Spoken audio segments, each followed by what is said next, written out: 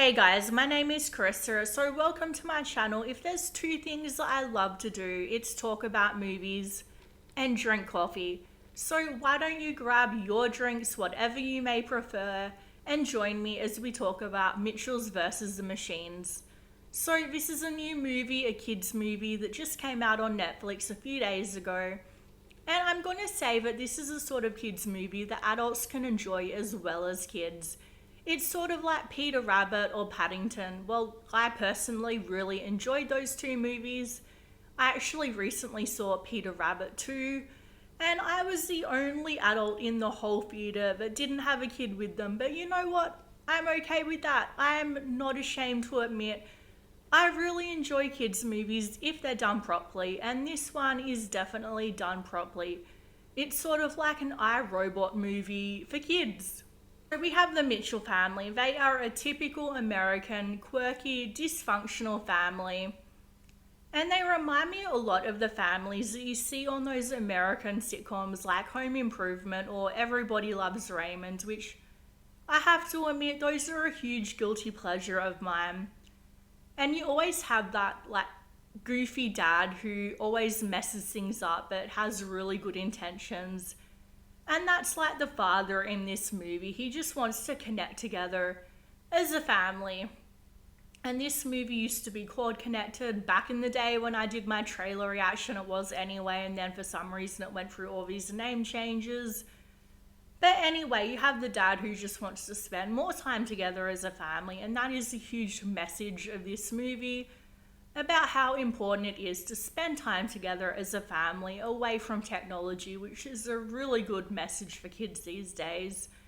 And obviously, since this is a movie about technology trying to take over and kill everybody, the whole, spend less time around technology, connect with your family message is huge. Well, I don't know if the robots were actually planning on killing the humans in this movie because it is a kids' movie, but when you think about it, they were put in people pods without food and water, so they would have died anyway. See, this is what I do when I watch kids' movies. My adult brain overthinks.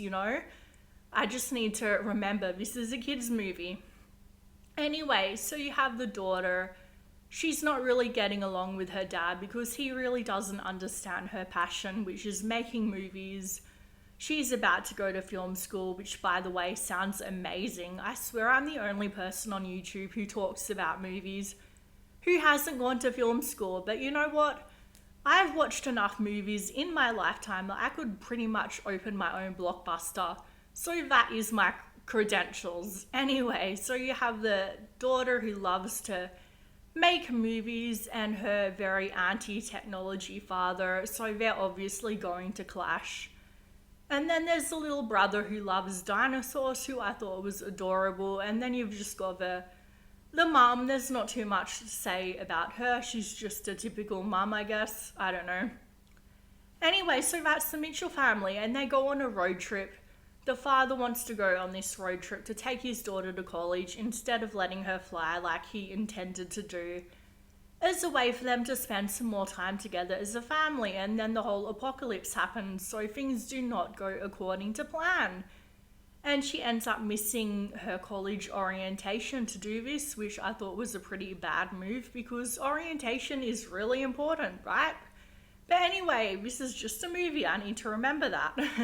So they go on this road trip, the apocalypse happens, and they have to work together as a family to overcome evil, Well, the robots are pretty evil, I guess. So, yeah, it's a good movie. I really enjoyed it. I think they had some jokes that I found really funny, even as an adult. There was this joke they made, like, who would have thought that a tech company could have bad intentions for us? And I'm just thinking in my head, yeah, like, every adult probably was, Mark Zuckerberg.